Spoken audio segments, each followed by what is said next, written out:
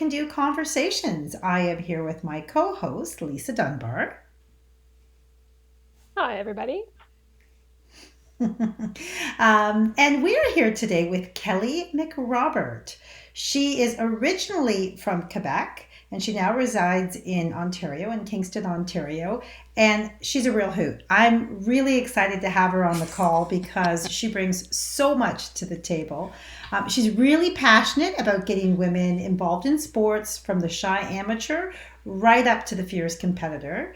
Now, while anxiety has been a companion for Kelli over the last 30 years, and her struggles have really pushed her to challenge her beliefs, change your way of thinking, and reevaluate how to push on with positivity and humor. I'm sure you'll hear lots of it today because Kelli just makes me laugh. So I'm sure this will be a great call. Kelli's a real inspiration to many of us, and we're super excited to talk about how to adapt, cope, and thrive through trauma, change, aging, all of the above. We'll touch on life transitions. We'll touch on mental health, particularly PTSD, grief and loss, and how sport and physical activity can really help us get through it all. So welcome to the show, Kelli. Thank you very much for having me. Amazing. So let's just jump right in. Lisa, do you want to take it away? Awesome. Well, I think Tina and I have been talking, of course, behind the scenes, and Tina was telling me that you had a couple of cool stories about the impact of sport in your life, even at a young age. And you did write an amazing post on our platform as well, which, if I could put a plug in there for folks to get on and read it, it's a really I love your journey. So, but let's not spoiler alert people. Tell us a little bit about your youth and how sport has impacted your life and um, the role that your dad played in sport for you.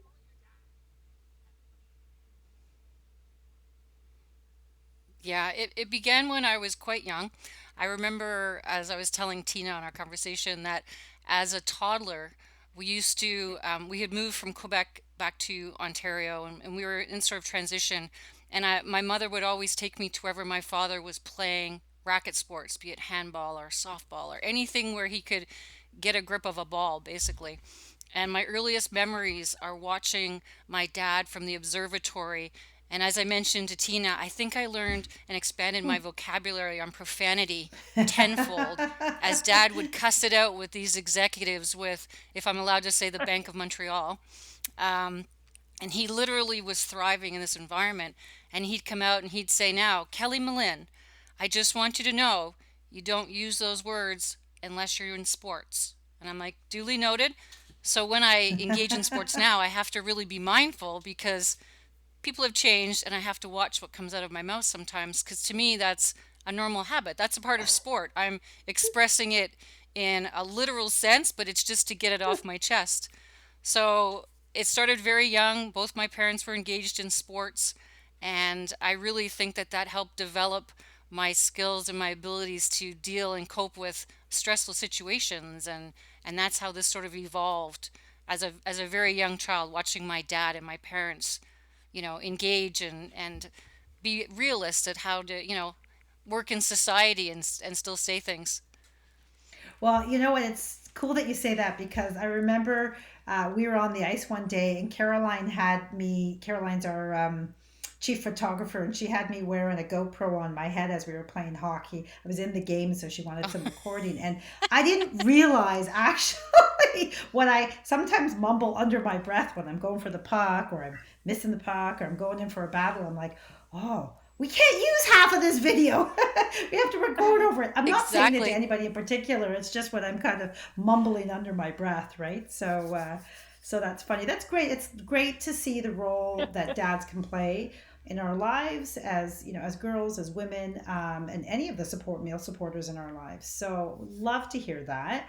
I also loved your story around how your mom inspired you to do your 50 at 50. Do you want to talk a little bit about kind of the impact of grief Sure. and loss on kind of Yep. on your life and how um, this 50 at 50 came to be? Yeah, so in 2009, my mom, well, let's backtrack just a few more years. She would Yeah. develop breast cancer, and she refused to go to the hospital. It was because her biggest fear was cancer. And by the time she went, she was diagnosed with stage 4, and it was terminal, and there wasn't a lot we could do. So we spent a lot of time together. And when she passed away, I almost felt like there was this fork in the road, and I had to decide which path to take. One was the sadness, depression, binge eating, lack of interest. Like I just lost all joie de vivre. And I did that for a while, I admit. And I gained 30, 40, 50 pounds. Sadly, I threw out all my scales and I thought, I don't know if this is really helping myself or my family or the honor of my mother, the memory. So one day, someone just happened to say to me, hey, there's this race going on at Blue Mountain. It's called the Warrior Dash. And you climb up a mountain, you carry stuff, you're in the mud, and you want to try it out. So I was like, not really. But you know what? I'll give it a go because maybe it's something I'm missing.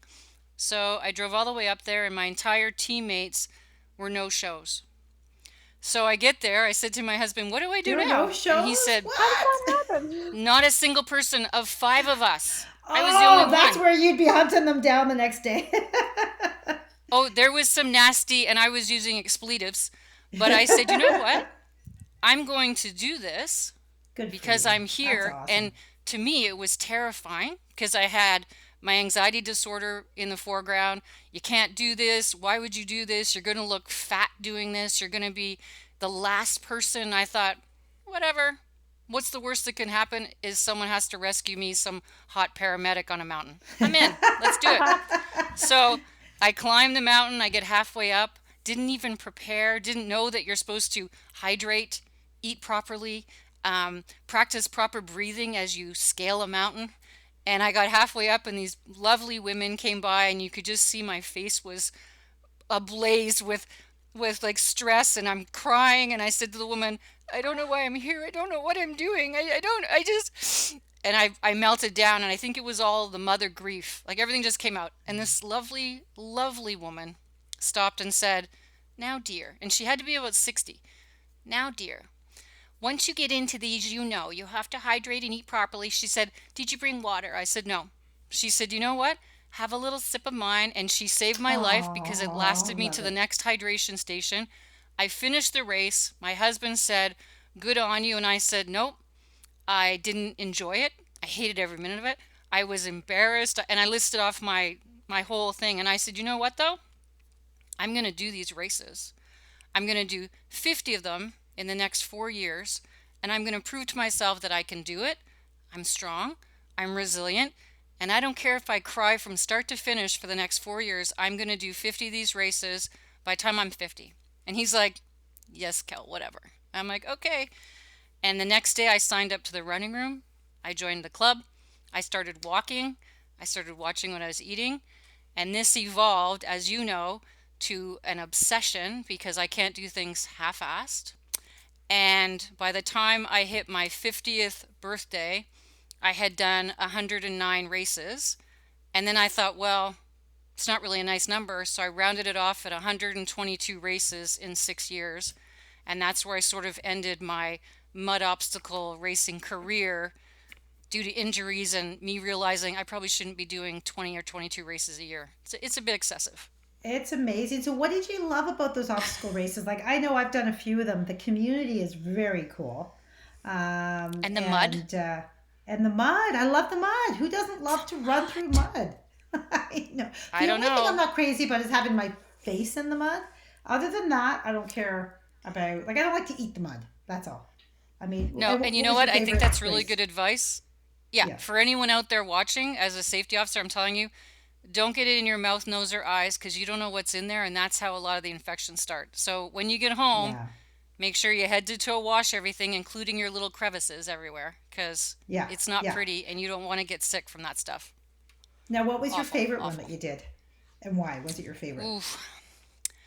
Um, Depends on your interpretation of favorite. If you're thinking the most fun, Yeah, it's anyone that's untimed and we're just start to finish. If it's the one that yeah. I felt the most proud about, for me as a phobic, was the completion of the World Championships. I represented Canada for non-professional, and I did it. I survived it. I came in like 33rd or something crazy in the world. Like, it was some stupid number for an old 50-year-old.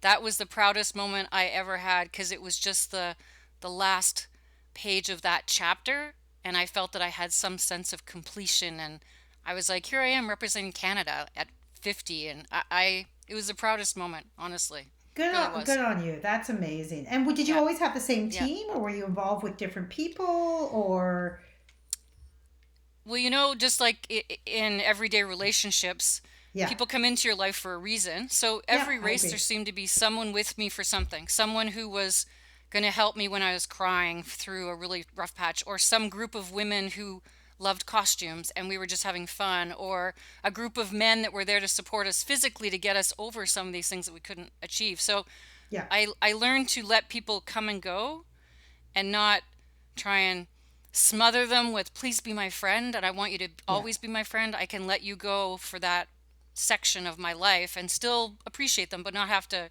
you know, smother them or stalk them. What a great story. It's kind of I know you had mentioned in your article on our site, where people were saying, "Where's the old Kelly? What happened to the old Kelly that loved sports, that Yeah. got out there, that was a real go-getter?" And then you found yourself. It sounds like you found a new iteration of yourself. Like you grew into something, you know, even better. So tell us a little bit about kind of finding yourself through this, and what these obstacles and then later other kinds of sports did for you from a mental health standpoint, a community standpoint. Yeah, for community, yeah, the mud obstacle racing gave me a sense of community, a sense of like-minded passion. It gave me small challenges, as I told you earlier. I because I struggle badly with anxiety disorder. I have general anxiety disorder, stemming from PTSD, and it's very difficult for me to just be normal in everyday life, shopping, traveling, staying overnight, eating in a restaurant. So I had to give myself little goals. And these obstacle course races, not only was the obstacle of the race, it was getting to the race, staying at the race, standing in the lineup to get to start racing. I was terrified. And some days I'd be crying. Some days I'd be like, I don't know if I can do this. And having those people around me who started to learn and know my little triggers was great. And that sort of gave me the opportunity to broaden my travel experience. So I would go and book a tournament. Once we completed the obstacle course racing, I had a girl who I met mud racing, and she said to me one day, "Hey, what's your passion?" I said, "Mud racing." She goes, "Oh, I tried that." She said, "Have you tried yoga?" And I said, "Yes."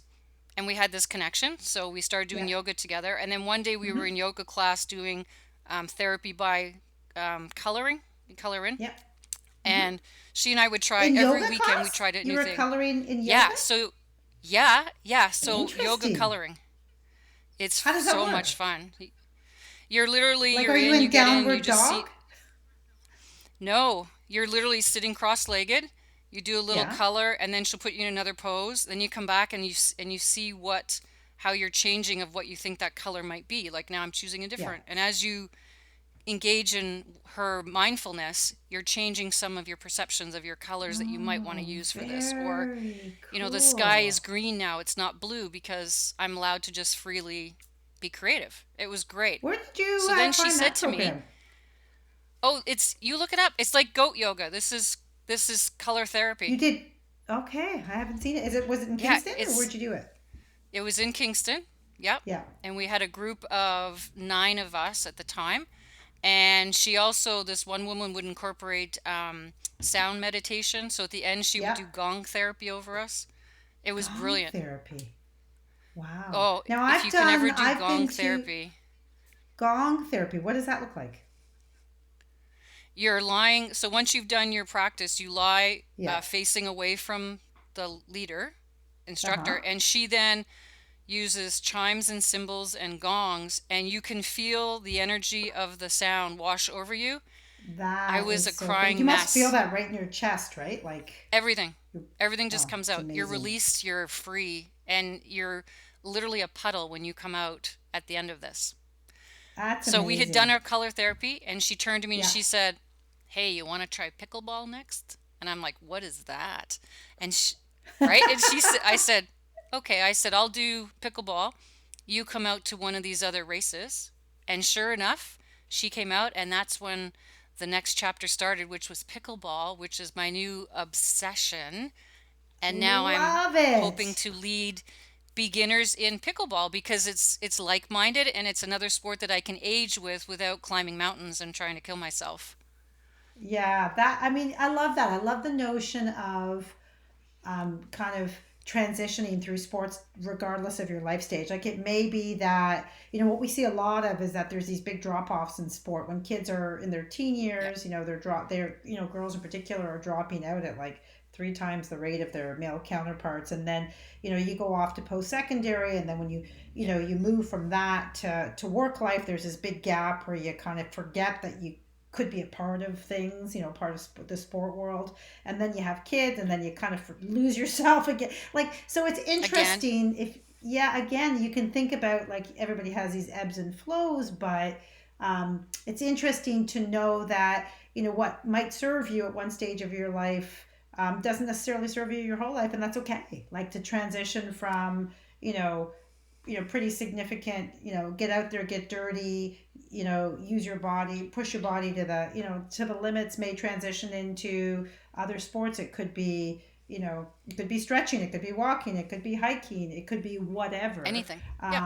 But yeah, I love the notion of that, those transitions, and how it all comes out of community, right? Like, you should try this. You're like, yeah, why not? Why And not? what an amazing thing, especially considering that there's, that you're working through anxiety and trying new things, that you're open to trying them. I love it. That's amazing. Okay, so Well, you wouldn't tell us say about that, Tina, if you pickleball. saw me the night before. The night before is not pretty. I can tell you Yeah, that but you much. still did it. Like, you didn't go Yes, I do retreat do it. and and No, and not leave. Like, you did it. You took that one little step, and it helps when you yeah, have community to bring you in, which is why I think it's so amazing that you're focused on bringing newbies in, because I think knowing one person that could bring you in, yeah. that could make all the difference. That's how I met all my hockey friends. It was like I couldn't skate, I couldn't get across the ice. I was like on my butt the entire time. And one person brought me in, and now I've been playing for years, right? So, It's all it okay, so takes. tell us about pickleball. I want to hear all about it. So pickleball is a blend of tennis, badminton, and ping pong. You play it similar to tennis. You can play it singles or teams of two, and you serve and receive just like you would in tennis. And you're playing to 11 or 15 or 21 points, depending on how much time you have. And you're literally hitting a wiffle ball across back and forth to strategically outplay your partners to get a point. And there's Okay. lots of fun words. Like, I love when we play pickleball because there's always a double entendre with everything. There's dinking, there's kitchens, there's balls, there's shafts of our paddle. Like, seriously, I have a real struggle with not playing on the words, especially in this day and age. But as you know, I have Okay, a bit I'm of a gonna dark ask sense of you to humor. write your next. I'm gonna ask you to write your next article around all the words, the pickleball All the words. words, yeah, and how I interpret them. So yeah, so Oh what my we're trying to goodness. do is we're really trying to get women out to play the sport and do it in a safe environment where they can come out and laugh and cry and just make mistakes and realize it's not a big deal. It's just a sport and we're just there to have fun and get the cardio up. And sometimes we'll play 3, 4, 5 hours. Some women play Yeah. all day and we have to bring them back and say, you got to go home for supper, right? Like, let's just Okay, so draw it down a little bit. tell us a little bit about like, how is it the same or different from like badminton or tennis? Like, I know your rackets are bigger and you're using a wiffle ball, right? So So what your else is rackets are, different yeah, about it? so your paddle is if you picture a ping pong paddle, Yeah. okay? So it's a little longer, but it's solid. Right. Um, and maybe at the break I'll grab one and I'll bring one back to show you Yeah, so you have yeah, to that'd be see. great. I love that. Yeah. And then what you're doing is I'm serving underhanded, so it's not the same aggressive serve to the person kitty corner to me. They're then returning it back to me, and I must let it bounce once on the court. Then we can Hmm. play the game to try and draw your two partners apart and get it down the middle is really the Yeah. ideal. Yeah. And it's not a lot of running, but you can play where you're running a lot. If people are worried about their knees, you can Yeah. just get out there, have some fun. And a lot of people just want to smash a ball around a bit and just get some and share stories, lots Yeah. of courtside Yeah. chats going on. And what do there's a maybe a myth out there that maybe it's just for seniors. Is it a Oh, sport that's just for yeah, seniors? no. You can play literally as soon as you can hold a paddle, you can Yeah. play. And I think the oldest one right now in Kingston that we have, she's 80, 87 or 89.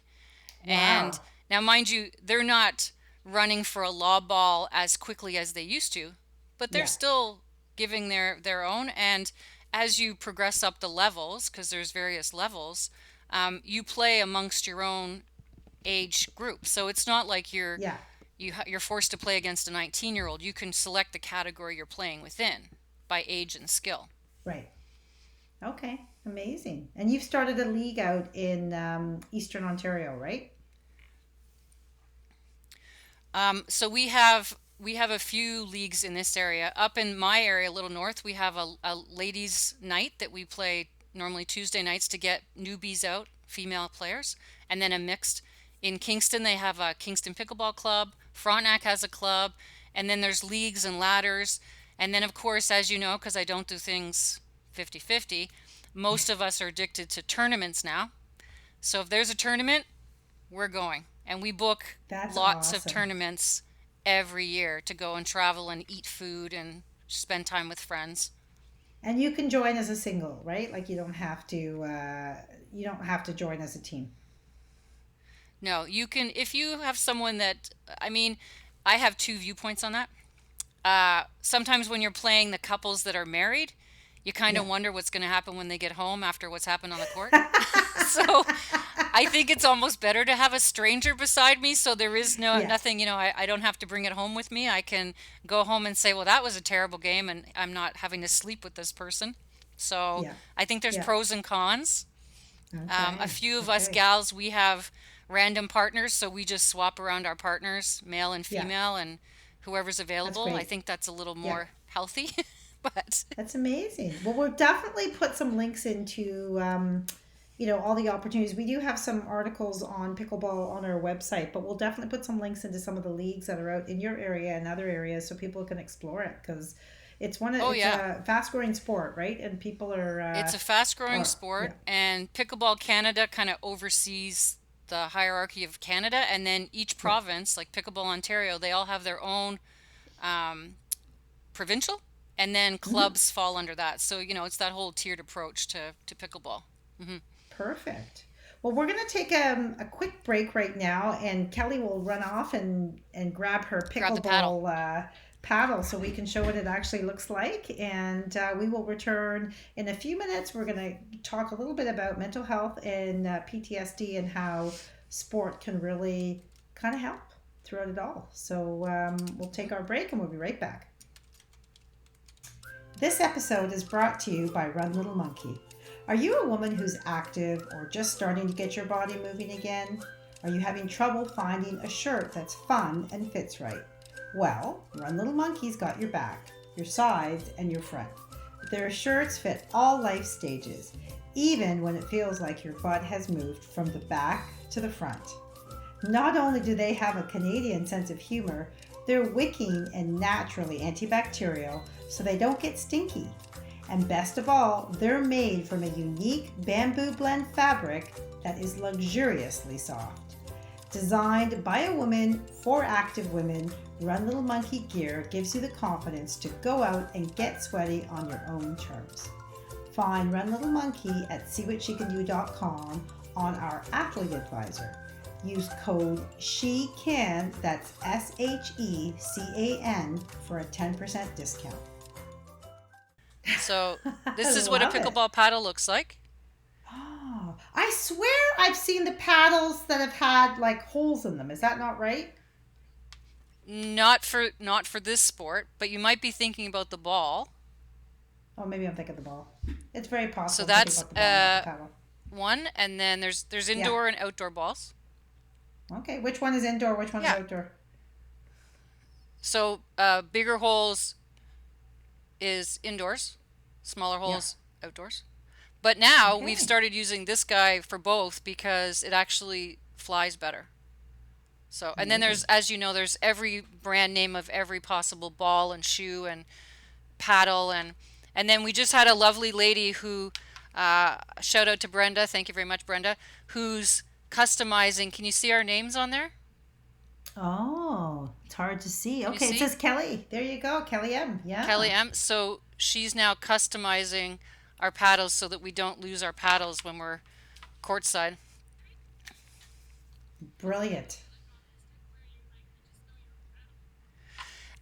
I'll say yes, but now that they've got sort of like there could be multiples, and unless you change your handle wrap like I do, then Yeah. they all look the same, Yeah. right? Because and what becomes popular like right now, it's the Vanguard from Selkirk, so everyone's got one except me. So, and I wrap my handle so I can find it if it's in a bucket, so I know which one's mine. Very And as we smart. get So older, will we you lose wrap things it? more. Yeah, that's very true. So do you wrap it like you would a hockey stick? We'll have to Yes. do that on another article. How to wrap your How to paddle. wrap? Yeah, yeah, yeah. Amazing. Love it. Kelly, you had said that you were with the Toronto Police as a 911 dispatcher for a Hmm. gazillion years, like a long time, right? 8 years. Yep. And you went on to run the police station. I'm sure there's all kinds of a mental toll that that must take on any individual having to hear so much trauma. You know, for many, many years.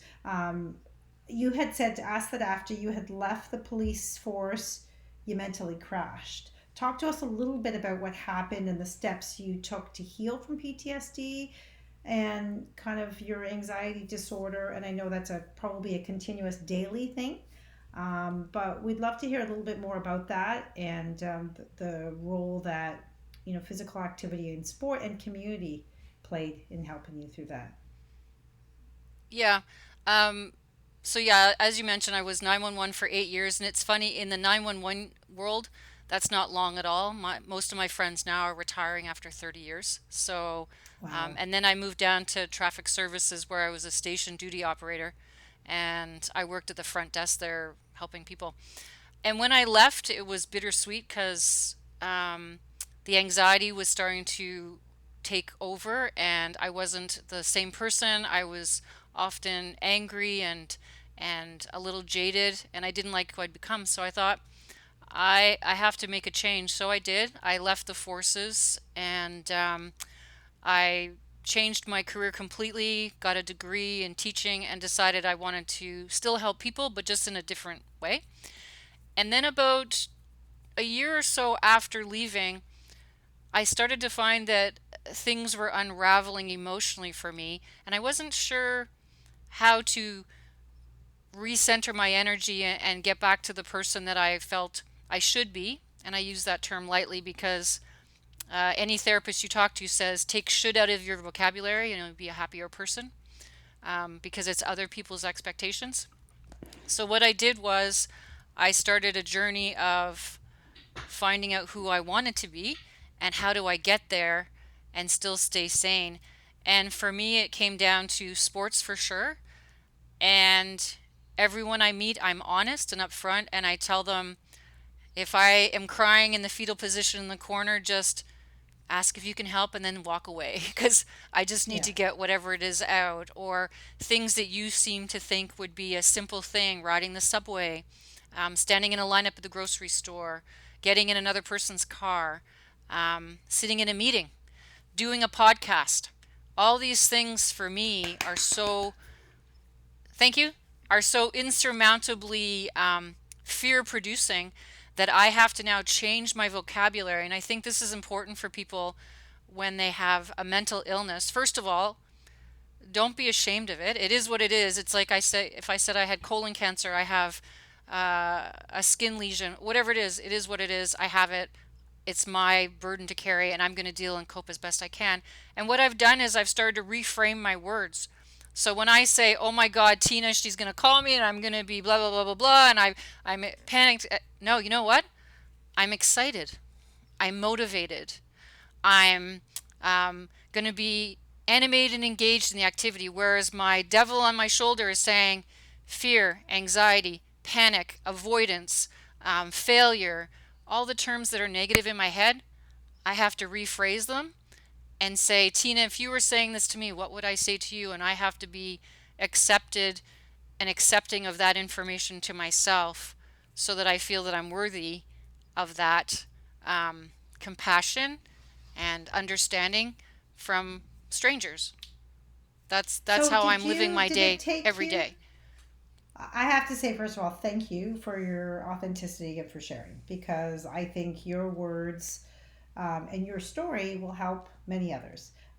So thank you. I'm so grateful that you felt comfortable to come on board with us, and I love to hear about these strategies because I think they're important for anybody. How did you get there? Like, how did you get from the immobilized to just taking that step and hmm rephrasing your mind?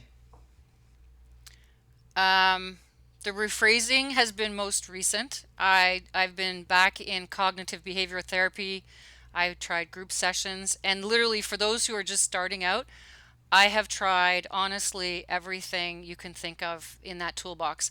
And none of it's a perfect fit for anybody, but you always can get one element of it. So whether it was cannabis, um, reflexology, Ayurvedic medicine, acupuncture, acupressure, hypnotherapy, shock, anything I could try, I would try because you're desperate to feel better or normal. And I have to admit, most of them didn't work for me. I had to take a snippet of each one. And sports was one of the only things that I could do myself that would release that energy in a positive way and make sure that I wasn't going to become an alcoholic, a drug user, suicidal, homicidal. Like whatever the thing was at the time, I needed to know that I had an avenue to release that energy in a positive way. And my friends, everyone, I mean, you're virtually strangers in a sense, but Tina, you know almost everything about me just because I'm sharing to say this is me, and if I ever need help, I'm going to call and say, okay, I'm crying in a fetal position, and then you know that it's well, it's Kelly. She's just having to deal with whatever the thing is. It's amazing. I love your courage. I love your strength, and I love your openness. I mean, you were saying that you participate, like started playing soccer when you first left the police force, and Yep. you met some new people within your own community. Is that? Do you want to talk a little bit about Mhm. that? We did, and that's when I was slowly evolving. And we actually, one of my big struggles there was I met this group of fabulous women, and they were fun and fierce and energetic. And I just thought, oh my God, how can I be like, I want to be like you. And I was just like in awe of these women. And some were, um, trying to figure out what gender they wanted to be. Some were struggling with relationships, leaving husbands to be with a female partner, and there was that struggle and stigma. And I would just listen to them and think, oh my God, I'm so impressed and in awe that you can work through this and still be sane and out there. And we traveled to Indianapolis, Indiana, competed there. We went over to Denmark, competed there. And I really felt a sense of sisterhood with these women, even though we might not have had a lot in common in some areas. Emotionally we grew together, and I'm finding the same with the pickleball community. I'm finding that chosen few, as I told you, that fit right now for whatever purpose it is, and sport is what has appealed to me, and that's why I'm hoping to draw more women into the sport, any sport. It doesn't have to be pickleball, but right now my obsession, as we know, for the next 4 years is probably going to be pickleball. So I'm hoping to get more women to come out and try it. We did a try it set of pickleball out in Newmarket, Ontario. We just rented one of the gyms, I think, and did took some paddles out there. I missed that day, and since that day, there's two things I want to try. I want to try pickleball, and then I want to Yep. try. And I can't remember what it's called. Have you ever tried where you're on these like bouncy, like skate type things, and you're bouncing? What are those things called? You know what I'm talking about? You're like I do. dancing on these like. Yep. springy. Lisa, do you know what I'm talking about? Yep. I don't remember what they're called, but those are I the don't two remember what they're things that called I've missed. either. Yeah, but I want to try one of those. If I can do it without breaking my neck, I'd like to give it a go. Um, so you know what? I think that's amazing. I think what is what I hear about this, which is so cool, is that we have a community that's accepting and open Hmm. and come as you are, and we're all dealing with our own stuff. Hmm. Play the game, connect, do your have your coffee afterwards. I mean, it's community, right? And isn't that the best thing we could possibly do for each other? Just support each other. Especially Yeah. now during COVID, because we're so isolated, we need some way to reconnect in a positive way instead of all the violence and politics and stuff going on right Yeah, now. I agree. I agree. I mean, I think there are some studies out there that show that even, when nations are in trauma, whether it's after tornadoes or storms or hurricanes, that, the first thing they do is not bring sport into those communities because obviously there's some physical infrastructure that needs to be fixed. But when Hmm. eventually they get down to the social pieces of it and they do bring sport in, they do find it's a really great community building tool that just Yep. crosses belief systems, preferences, capabilities, whatever that may look like. So I mean, I Yep. think what I hear you saying is really in line with what some of these big national organizations are doing to help bring communities back up to a healthy place. And we're really grateful that you've shared your story. You have such an amazing sense of humor. You're such a community builder, and we're really Thank you. excited to have you on our show. We're going to put a link to your story from our website onto your podcast episode notes.